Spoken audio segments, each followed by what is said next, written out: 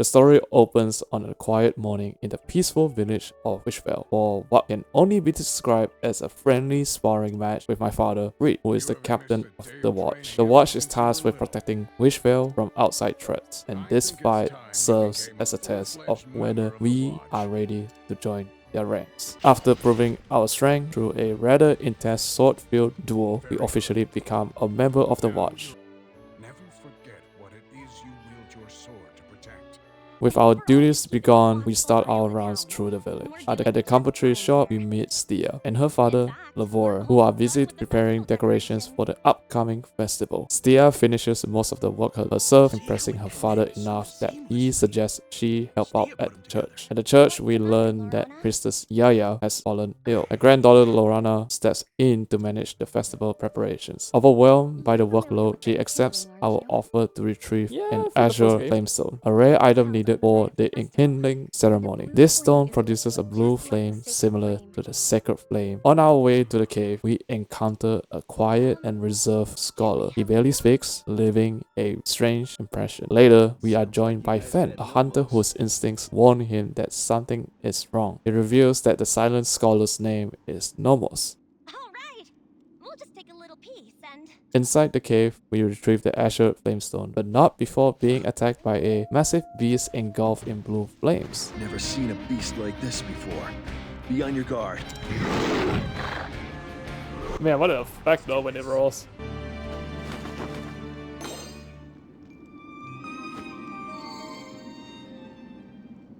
What is that? Is that a ring? You're right. The priestess did say to come straight back. After defeating it, Nomos examines the stone and briefly speaks out about its nature, hinting at deeper knowledge. We delivered the flamestone to Lorana and turn in for the night. Unable to sleep, I find Stia standing alone in the fields. She speaks about her dream of leaving Wishvale to learn more about construction, hoping one day to build more homes that bring happiness to others. Of course, I supported her in pursuing that dream. The next day, the festival begins. We walk through the village with Stia, seeing everyone in high spirits. Margos predicts a bountiful harvest. Lutus prepares to marry Nelum, and Lorana helps serve guests at the tavern. Everything feels hopeful. As night falls, a kindling ceremony begins. The priestess recounts the origin of the sacred flame. In the beginning, there was nothing. Everything began with the birth of Orsa, mother of all. She created our world, the land of Orstera, but she lamented her solitude. So she made a companion, Finis, father of all.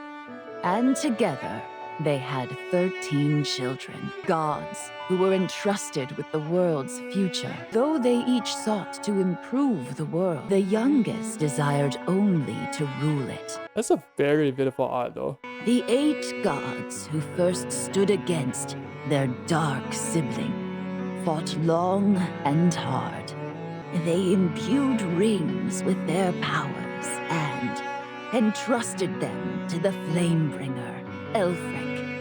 And thus, the Flamebringer brought the light of the heavens down to earth and sealed away the dark god. Chat, I don't know why, I'm getting goosebumps from this, man. It's so poetic, but it's like very beautiful and dark at the same time. Even now, the sacred flame shines bright to light the way for us. Kingdom Hearts. The sacred flame stands as a symbol of protection against monsters and human wickedness alike. After the ceremony, villagers went to their homes to light up their torches. But before celebrations can continue, disaster struck. Wishvale is set ablaze, not by ceremonial flames, but by invading Scarlet Knights.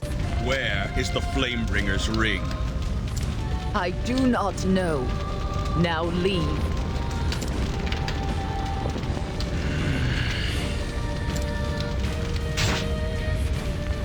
They slaughter villagers in their search for the Flamebringer's ring. Freed sacrifices his life to buy time for others to escape. Our hero's mother is murdered in their own home. Consumed by rage and grief, we fight back alongside our friends and flee the burning village. In the forest, we discover the bodies of fallen villagers. Among them was Lavore. Nearby, Nomos stands confronting the Scarlet Knights. Together, we defeat them. Afterward, Ben returns to search for survivors while Lorana disappears. Stia and I seek refuge at Nomos' shelter. Time passes. Under Nomos' guidance, we train and grow stronger. When we finally return to Wishvale, nothing remains. Watching the ruins, Stia vows to rebuild the village, carry on her father's legacy. We begin by constructing a workshop, marking the very first step toward restoration. Soon after, Nomos visits and reveals the truth behind the Scarlet Knights and the power of the rings. These artifacts grant strength beyond human limits. He entrusts us with the Flamebringer's ring and sets us on a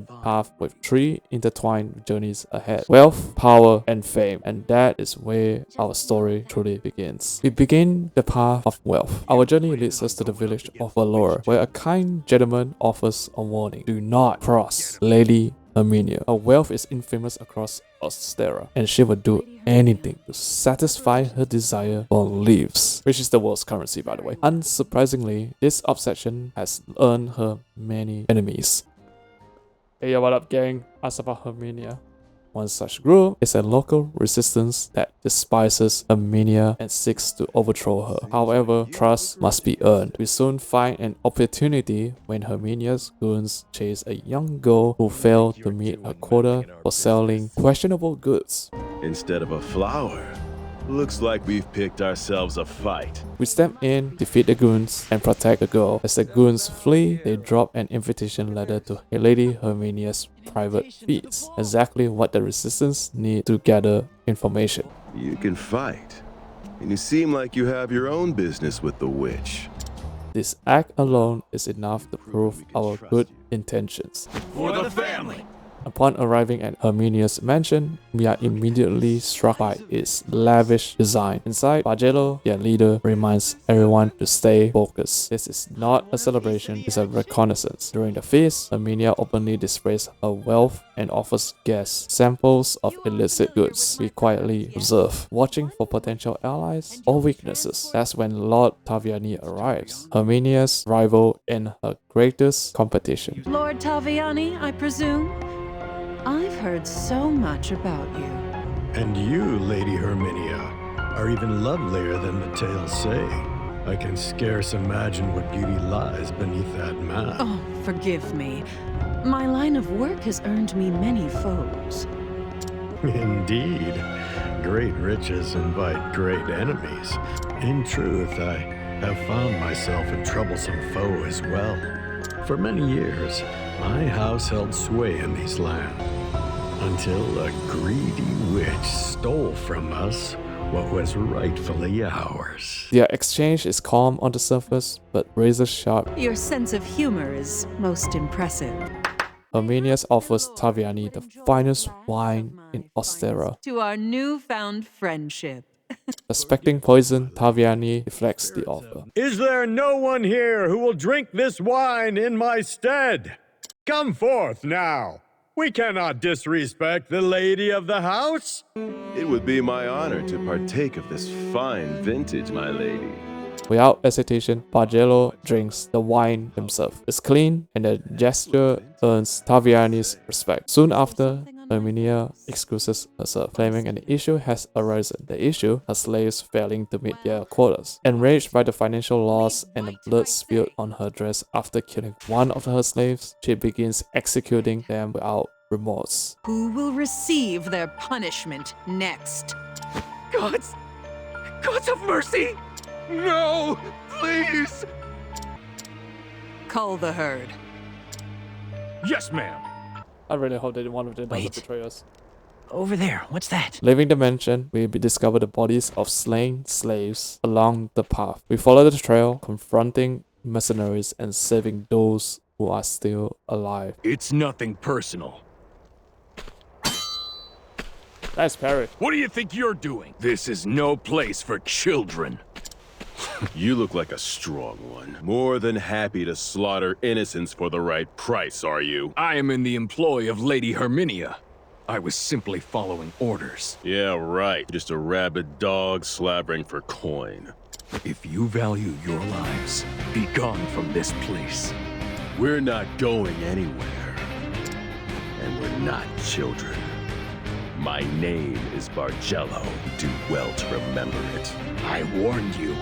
I doubt she'd notice a few more corpses anyway. After defeating the mercenary, Bargello swears to reclaim Valor and end Herminia's reign. The next step is clear. Secure Taviani's support without alerting Herminia. In the following chapter, while indulging in luxury, she learns that Taviani has interfered with her business. Rather than panic, she prepares a counterattack. We meet Taviani at a tavern where he finally gives the green light to remove Herminia. The operation will take place at Emberglow. There, we are introduced to Sonia, Taviani's sister and Bargello's childhood friend. Over drinks, Bargello and Sonia reminisce. Her family once ran a wine business until Herminia seized it after Bargello left town. At the snow-bloom ruins, Taviani and his men regroup to finalize the plan. Before entering, an elderly butler blocks our path and warn us to turn back. When we refuse, he decided to tell Herminia's past. After her father's death, Herminia's elder sisters sold her into slavery so the inheritance could be split evenly. Herminia survived, clawed her way up with her body, murdered a powerful underground figure, and eventually slaughtered her sisters, who had been living in luxury. Her rise was built on vengeance and greed, and it never stopped. Reaching the rendezvous point, we find Taviani and his men dead. Herminia appears, calm and mocking. She describes Taviani's final moments in disturbing details. Then she reveals the truth. Sonia was serving Herminia all along. She personally murdered Taviani and his forces. The revelation devastates Bargello and the resistance. With no other choice, we fight Sonia. After her defeat, the truth spills out. Sonia has been bought by Herminia and tasted luxury for the first time. She wanted that life desperately. Overcome with guilt and having nowhere else to belong, she takes her own life. We bury Sonia overlooking the vineyard she once owned. Afterward, Bargello realizes firsthand how Herminia uses wealth to buy loyalty. I share my reason for opposing her. Herminia stole your home and friends from you too. You're fighting for your hometown, same as us. We're only just getting started. We have a hell of a battle ahead of us yet. We're going to pay a visit to that witch at her home. Elsewhere, Herminia deposits more riches into her vault, while casually conversing with her sisters, now revealed to be golden statues. I expected madness. I did not expect this level of madness. The next chapter opens with Herminia's nightmare. Her sisters, Taviani, and the mob boss stab her repeatedly. She awakens to the news of suspicious movements threatening her operation. At the tavern, we share what may be our final meal. Bargello's plan is simple. Recruit Taviani's remaining loyalists fast, and pair with Bargello to recruit Rosso, a dangerous and unstable man. Rosso is exactly as advertised. He already knows why we're there. To earn his loyalty, we must defeat him in combat. After losing, Rosso surprises us. He respects strength. He pledges himself to Bargello. We regroup, but one ally, Tiziano, never returns. With no time left, we move at dawn. Infiltrating Herminia's mansion proves difficult. The main door is locked. While Rosso offers to smash it open, Bargello insists on subtlety. Inside, tensions. The tales of Lady Herminia's riches must all be true. When the witch is gone, who's gonna run this town? And if it's gonna be you, how much are you gonna pay us? Choosing who to partner with can be the difference between life and death. I think Lady Herminia would say, serve me and you'll have all the riches you desire. That's an offer you cannot refuse, is it not? She'd be right, though. Two faction leaders reveal they've been bought by Herminia. Negotiations fails, violence erupts, Bra is injured. Bargello and Rosso eliminate the traitors and the alarm is raised. At last, we confront Lady Herminia. Tiziano is revealed as her hostage. Herminia offers a deal. Serve her and he leaves. Bargello refuses, knowing she would kill Tiziano regardless. She proves him right. Tiziano got killed right before our very eyes and gets kicked down the stairs. After defeating Herminia and her attendant, I believe in the strength of my own convictions. And I believe in my friends. You believe in such disgusting things? Oh. Oh. How repulsive. Oh, you sicken me to my core. I would sooner die than believe in worms like you! I must have more power! O ring of the divine, bearer of power pure! I beseech thee, Grant me my true form! Herminia calls forth her ring's power and transforms into a monstrous form. Twisted, grotesque, and perfectly reflective of her soul. Here's where the ring matters. Each ring channels divine power, shaped by its various desires. Light or darkness, it depends entirely on the heart. Herminia's form is not a curse. It is who she truly is. The battle ends. Ironically, it is Tressa, a young merchant who strikes the final blow against the woman who hoarded all of Ostara's wealth.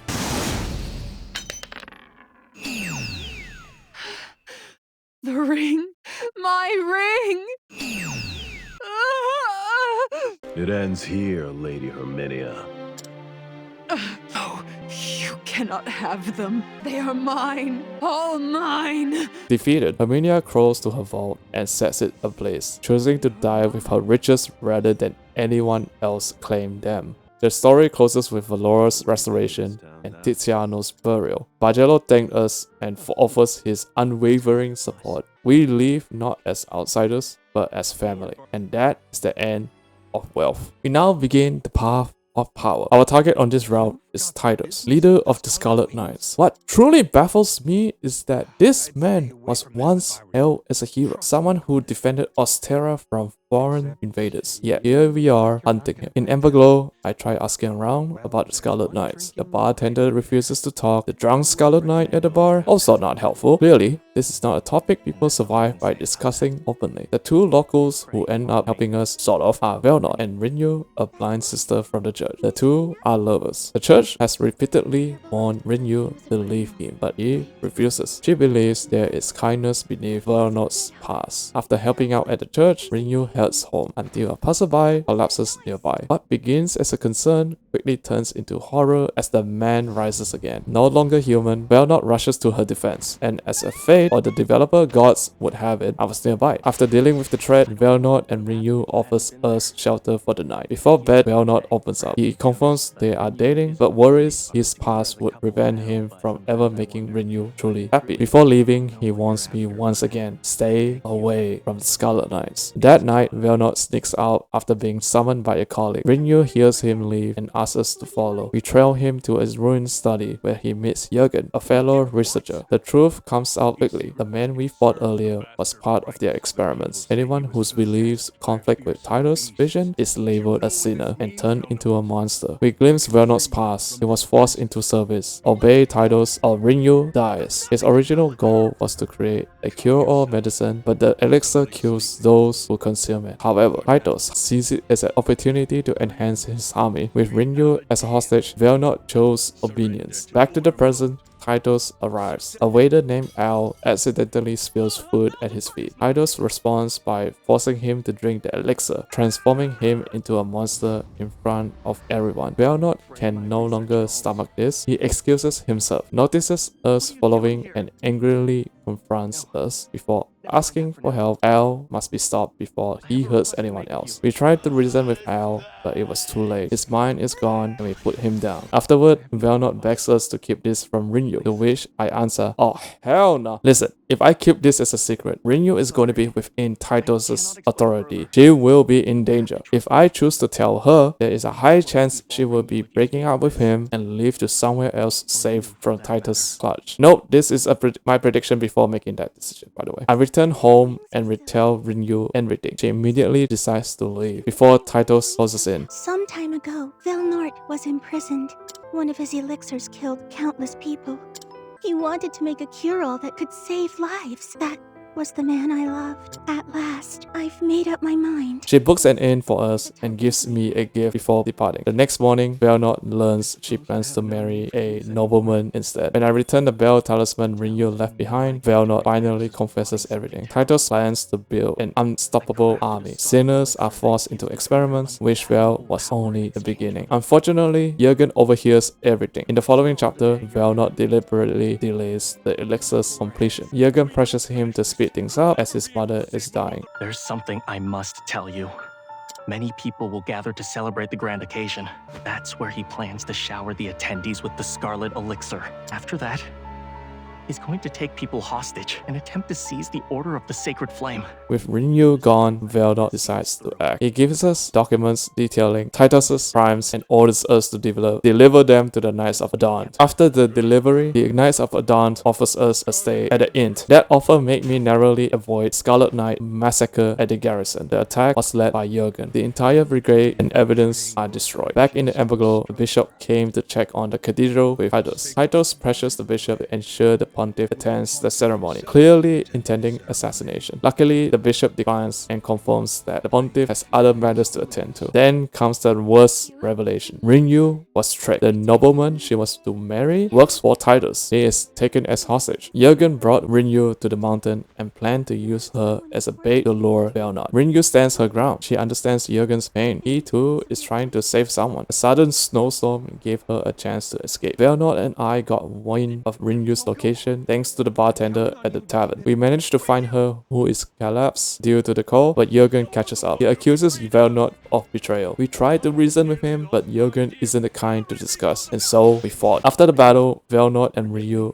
reconcile. They choose each other. Velnot was aware that his development of the elixir has claimed so many lives, and will repent by living the rest of his lives with the sins on his back. Jurgen refuses to accept it. In a final act of madness, he tackles Velnot, causing Rinyu to fall from the cliff. That moment caused a psychological trauma and guilt to Velnot as he is making his way home. I checked on him. Let's just say Rinyu is still alive in his eyes. I mean, to be fair, personally, I don't believe an individual is dead until I find the body and confirm. So that's fair, but not this delusional status. Man, there's gonna be a lot of work cut out for me. Until the next chapter, we get to see Titus's flashback. On the day he was praised by the pontiff, he was titled as a hero as he and his army drove the barbarians back to their country. However, Titus was not satisfied. He believes this is the best time to press on their attacks while they have a chance, and voice his concerns that the enemy will attack their country once more. The pontiff doesn't think it's a good idea as he sees his army is tired and requires respite. As a reward, the pontiff gave Titus the authority to rule Everglow. At present, Titus received word from Jurgen that Rinyu fell from the cliff. Titus was disappointed that Jurgen couldn't confirm Rinyu's death and decided to kill his mother in his place.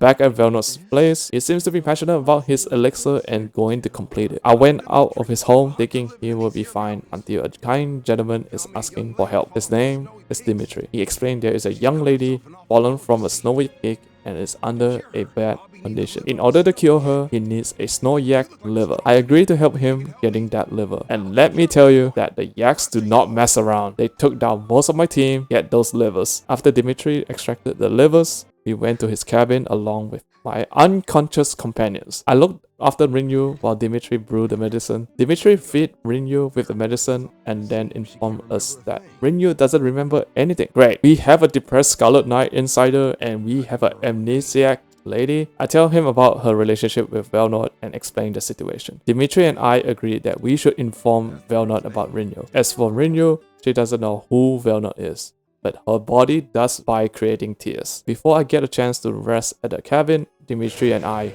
heard a growl from outside. We both went to check out the source and it is a dead wolf. Dimitri scans its surroundings and found fresh footprints and they are heading towards his cabin. Jurgen returns, blaming Rinyu for his mother's death. He planned to take her down with him. After taking him down, Rinyu understood how Jurgen felt and she can tell he is a good man. The real enemy Jurgen should be facing is none other than Titus. He couldn't take the truth and ran away. The bell talisman that was with me dropped to the ground. Upon seeing that bell talisman, Rinyu remembered who she is and Velnot. Dimitri and I offered to escort her to Velnot. We rushed back to Velnot's place only to find a letter. He has plans to stop Titus during the opening ceremony. It was too late for us to stop him. At the Red Cathedral's opening ceremony, the elixir is distributed. Knights and civilians alike transformed. Chaos erupts. The bishops declare Titus a traitor. He was not afraid. He plans to overthrow the church with his army thanks to the power of the elixir. A knight came into the church to bring news to Titus. Before he could, he transformed into to a savage. Titus immediately dispatched him and understood the cause. Velnot's intention is to turn every Scarlet Knight and let them deal with themselves. We came out to Velnot to show Rinyu. He couldn't believe his eyes. Dimitri helped him get his gear under control by slapping him. Rinyu and Dimitri wanted to get out of here, but Velnot wanted to end this. And so I joined him into going through the cathedral filled with savage soldiers and rich Titus. He commands Jurgen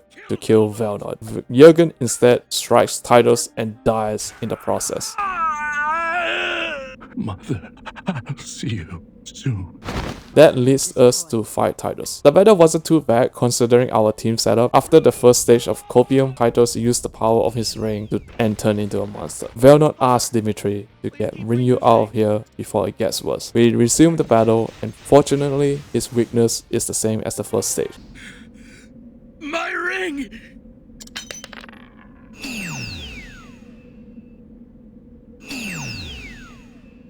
Your body won't be able to fight the elixir for much longer.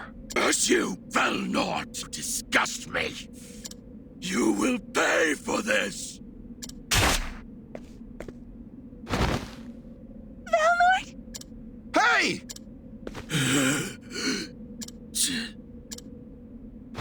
At Titus' very last breath to kill Velnot. Finally, it's over. The sinners have atoned. I cannot undo my misdeeds, but I can stop them from hurting others.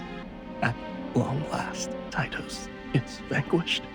With his dying breath, he asks us to deliver the elixir's formula and his confession to the Order of the Sacred Flame. The formula and the details of his crimes can be found in his study. Personally, I don't know why he wanted to get close to Titus there. That way, he can be together with Rinyu. The Order of the Sacred Flame declares Velnot to be the mastermind of the incident. Titus is remembered as a fallen hero. There is even a monument built for Titus as well. History chooses its truth, and that is the end of power. The path of fame begins in Theatropolis, where I tracked down August, the most celebrated playwright in Ostera. His name draws crowds, his work moves hearts, and behind the curtain, something is deeply wrong. Inside the theater, I intercepted by Schwartz, a playwright with the same goal as mine, to bring August down. He wants me not to follow his path. He says it leads only to ruin. Obviously, I decline. Before the conversation can go further, a woman screams. We rush toward the sound and find a rehearsal hall. August is furious. An actress improvised during her death scene, breaking realism with comedy. He lectures her about immersion, then demonstrates that what real emotion looks like by strangling her to death. He revels in her despair, her terror, her silence. Then he dismisses the cast. What's worse, one screams, no one runs. They just stood there, memorizing and learning the art of acting. They help him dispose of the body and continue rehearsing. Among them is Francesca, his greatest actress. She cautiously voiced concern. What if he's losing inspiration for the next play? August takes this as an insult. He threatens her because pain, fear, and betrayal are his tools. Francesca understands. He knows exactly how masterpieces are made. Later, August encounters an admiring fan wandering the venue. He flatters her. He invites her onto the stage, making her feel special. You already know where this is going. He stabs her to death, savoring the betrayal as material, but even that isn't enough anymore. Fame has spoiled him. Each murder must be more dramatic than the last. People don't question him, they adore him. He eventually confronts August in his office. Schwartz points out the blood on his clothes. August doesn't deny it, he justifies it. He explains that at 19, while traveling with a circus, he slept with the trope's leader's wife. When the husband discovered them, he killed her, and then himself, right in front of August. That moment awakened something in him. He wrote it all down. Every scream, every expression. His first play, The Chastity Wife, was born there. Schwartz condemned him. Creativity built on innocent lives is unforgivable. August dismisses us and leaves his guard to deal with us. After the battle, Schwartz reveals the truth. August seduced and killed his wife. That's why Schwartz swore revenge before August could ever lift his quail again. In the next chapter, we regroup at the tavern. Schwartz has learned that August will be at his mansion. Inside the garden, there is a boy called Mikhail, a cheerful child awaiting for his mother's visit. That mother is Francesca. Their reunion is warm, almost painfully normal. As Mikhail plays, a maid introduces herself as a new maid. Francesca freezes, not for herself, for the maid. Later, Francesca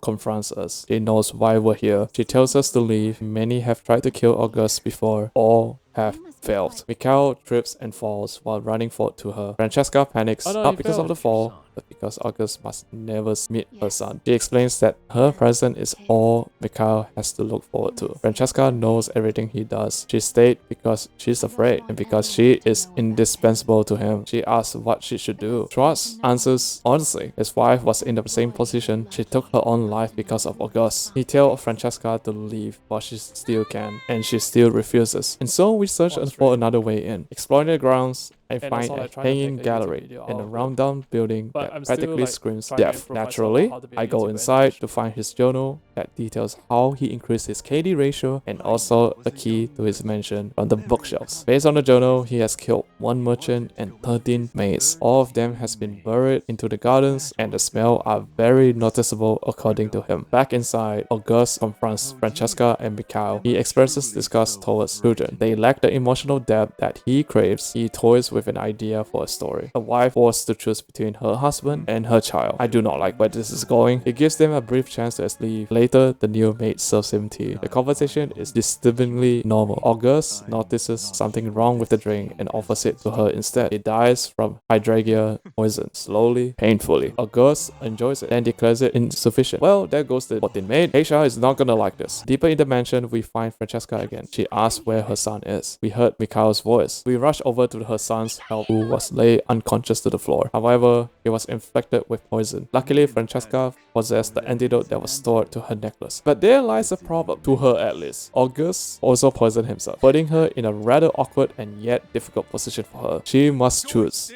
This is the moment she could end everything. However, he chooses August. Before he drinks her antidote, August casually reveals that he already has one. Schwartz grabs Francesca's antidote and saves Mikhail, and Francesca finally understands the truth. She doesn't love her son, she loves August. She blocks our path so he can escape. We fight her, and she falls. Explaining this to Mikhail is not something I want to think about. Schwartz knows someone who can care for him. We return to the theater, fans crowd outside, waiting for what August promised to be his greatest work. Meanwhile, August met an old friend, Simeon. To those who don't know, this is a reference to Octopath Traveler 1, and yes, I don't want to say much about Simeon, but let's move on. We move deeper into the rehearsal theater section to confront August. Schwartz says his heroic lines to August, who has not responded until he checked on him. The body in question was a dead theater manager. There was a letter that contains a riddle that I did not understand at the time. Cheers erupt from the audience, indicating a hint that August is on stage. Surprisingly, we found a torture dungeon and his office right below the theater along with a book. It seems to be written by a victim telling anyone to end August. The sentence held so much weight after we witnessed a room that is filled with human bones. After a final play mirroring Francesca's tragedy, he confronts August on the stage. Our presence on the stage was all part of his plan and a battle ensued. After defeating August, he died with no regret and enjoyed everything that has led to this point. Or so we think. Schwartz applauds. Then he starts speaks like August. The man we killed just now was a body double. The real August reveals himself. He became Schwartz to observe us, our fear, our anger, our hatred, all for his finale. He activates his ring and transforms. All this just so he can see our burning hatred towards him before he kills us as a source material. After the final battle, he dies smiling. He got what he wanted.